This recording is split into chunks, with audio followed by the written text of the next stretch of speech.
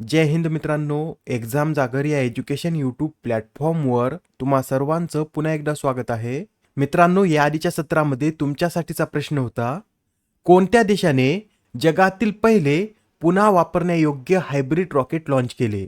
या प्रश्नाचं योग्य उत्तर आहे पर्याय क्रमांक 1, म्हणजेच आपल्या भारताने जगातील पहिले हायब्रिड रॉकेट लॉन्च केलं आहे.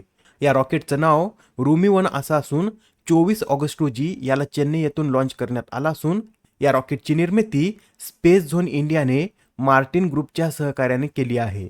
आजच्या सत्राचा पहिला प्रश्न पहा.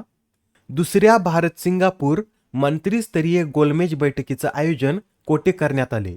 तर आता ही जी भारत सिंगापूर मंत्रीस्तरीय गोलमेज बैठक आहे याचं आयोजन सिंगापूरमध्ये करण्यात आलं होतं. ही बैठक 26 ऑगस्ट रोजी पार पडली असून यामध्ये भारताचे प्रतिनिधित्व अर्थमंत्री निर्मला सीतारामन, परराष्ट्र मंत्री डॉक्टर एस जयशंकर, वाणिज्य आणि उद्योग मंत्री पियुष गोयल व इलेक्ट्रॉनिक्स आणि माहिती तंत्रज्ञान, रेल्वे, माहिती आणि प्रसारण मंत्री अश्विनी वैष्णव यांनी केला आहे. मित्रांनो, ही अशा प्रकारची दुसरी बैठक होती. तर पहिली बैठक कधी आयोजित करण्यात आली होती?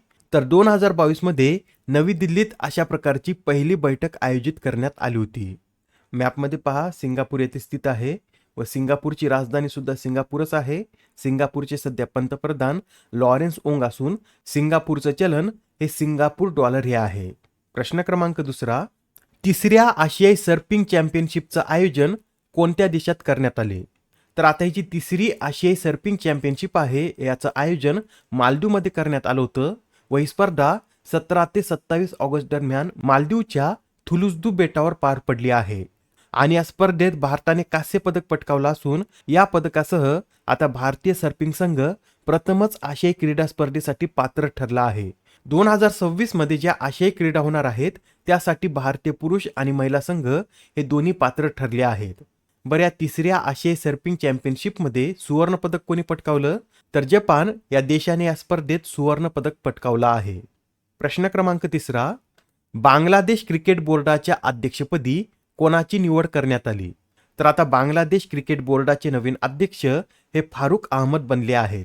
त्यांच्या आधी नजबुल हसन हे या पदावर कार्यरत होते, पण आता त्यांनी राजीनामा दिल्यानंतर फारुख अहमद यांची या पदावर नियुक्ती करण्यात आली आहे. याआधी सुद्धा काही नियुक्त्या झाल्या आहेत, त्या सुद्धा आपण एकदा रिवाइज करून घेऊया. केंद्रीय गृहसचिवपदी गोविंद मोहन यांची नियुक्ती करण्यात आली.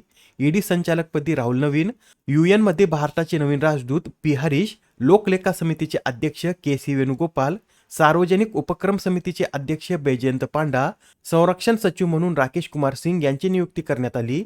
ॲथलीट्स कमिशनचे दुसरे उपाध्यक्ष म्हणून अभिनव बिंद्रा, बांगलादेशचे नवीन सरन्यायाधीश म्हणून सय्यद रेफात अहमद यांची नियुक्ती करण्यात आली आहे.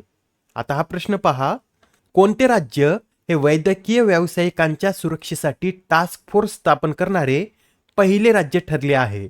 तर आता डॉक्टरांच्या सुरक्षेसाठी टास्क फोर्स स्थापन करणारे गोवा हे देशातील पहिलं राज्य ठरलं आहे. गोव्यामध्ये जो टास्क फोर्स स्थापन करण्यात आला आहे त्याचे अध्यक्ष कोण आहेत? तर डॉक्टर SM बांदेकर हे या टास्क फोर्सचं नेतृत्व करतील. प्रश्न क्रमांक 5, अलीकडेच नासा या अंतराळ संस्थेने मिथेन उत्सर्जनाचा मागोवा घेण्यासाठी कोणता उपग्रह प्रक्षेपित केला? या प्रश्नाचं योग्य उत्तर आहे पर्याय क्रमांक 2, म्हणजेच नासा या अंतराळ संस्थेने मिथेन उत्सर्जनाचा मागोवा घेण्यासाठी टॅनेजर 1 हा उपग्रह प्रक्षेपित केला आहे. हा जो उपग्रह आहे हा कॅलिफोर्नियामधून फाल्कन 9 या रॉकेटच्या सहाय्याने प्रक्षेपित केला असून या उपग्रहाची निर्मिती नासाच्या जेट प्रोपल्शन प्रयोगशाळेने केली आहे.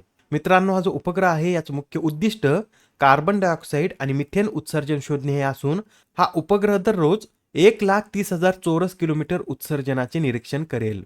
ठीक आहे, तर आता प्रश्न क्रमांक 6 पहा, खाजगी इक्विटी आणि व्हेंचर कॅपिटलवर देशातील पहिले जागतिक उत्कृष्टता केंद्र कोणत्या शहरात स्थापन करण्यात येणार आहे?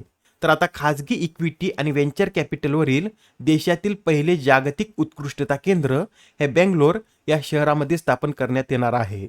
अशा प्रकारचे उत्कृष्टता केंद्र स्थापन करण्यासाठी IIM बेंगलोरने फ्लोरिंटी ॲडवायझर्स प्रायव्हेट लिमिटेडचे कार्यकारी अध्यक्ष मॅथ्यू सिरियाक यांच्यासोबत सामंजस्य करार केला आहे. हे जे उत्कृष्टता केंद्र आहे हे IIM बेंगलोरच्या कॅम्पसमध्ये स्थापन करण्यात येणार असून या केंद्राला इन्व्हेस्टमेंट बँकर टोनी जेम्स यांचे नाव देण्यात येणार आहे. महत्त्वाचा प्रश्न आहे, लक्षात ठेवा. देशातील पहिले जागतिक उत्कृष्टता केंद्र हे बेंगलोर या शहरामध्ये स्थापन करण्यात येणार आहे. प्रश्न क्रमांक 7. आफ्रिकेतील सर्वोच्च शिखर माउंट किलिमांजारो सर करणारा आशियातील सर्वात तरुण गिर्यारोहक कोण ठरला आहे? मित्रांनो, आता आफ्रिकेतील सर्वोच्च शिखर माउंट किलिमांजारो सर करणारा आशियातील सर्वात तरुण गिर्यारोहक हा तेकबीर सिंग ठरला आहे. तेकबीर सिंग हे 5 वर्षाचे असून त्यांनी आता सर्बियाच्या ओग्नोजेन झिवेकोविकच्या विक्रमाची बरोबरी केली आहे. याआधी ओग्नोजेनने सुद्धा वयाच्या 5व्या वर्षी किलिमांजारो हा पर्वत सर करून विश्वविक्रम केला होता. त्यांची बरोबरी भारताच्या तेकबीर सिंग यांनी केली आहे. मित्रांनो, हे जे किलिमांजारो पर्वत आहे याची उंची किती, तर 5895 मीटर इतकी या पर्वताची उंची आहे. प्रश्न क्रमांक 8. दक्षिण कोरियन पर्यटनाचे राजदूत म्हणून कोणाची नियुक्ती करण्यात आली? तर आता दक्षिण कोरिया या देशाचे पर्यटन राजदूत म्हणून सुपर 30 वाले आनंद कुमार यांची नियुक्ती करण्यात आली आहे. महत्त्वाचा प्रश्न आहे, एक्झाममध्ये हमखास हा प्रश्न विचारण्यात येईल. तर लक्षात ठेवा, दक्षिण कोरियन पर्यटनाचे राजदूत म्हणून आनंद कुमार यांची नियुक्ती करण्यात आली आहे. आजच्या सत्रामधील शेवटचा प्रश्न पहा. 2024चा जागतिक जल सप्ताह कधी साजरा केला जात आहे?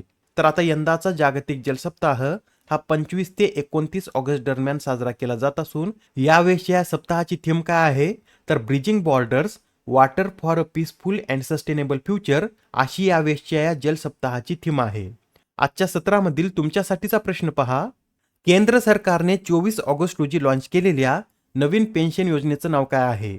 आता या प्रश्नाचं उत्तर कमेंटमध्ये देण्याचा प्रयत्न करा. उत्तर चुकलं तरी काय हरकत नाही, कारण ज्यावेळेस तुम्हाला या प्रश्नाचं योग्य उत्तर माहित होतं त्यावेळेस हा प्रश्न तुमच्या दीर्घकाळापर्यंत लक्षात राहतो. तर आता पुढच्या सत्रामध्ये पुन्हा भेटूया. धन्यवाद.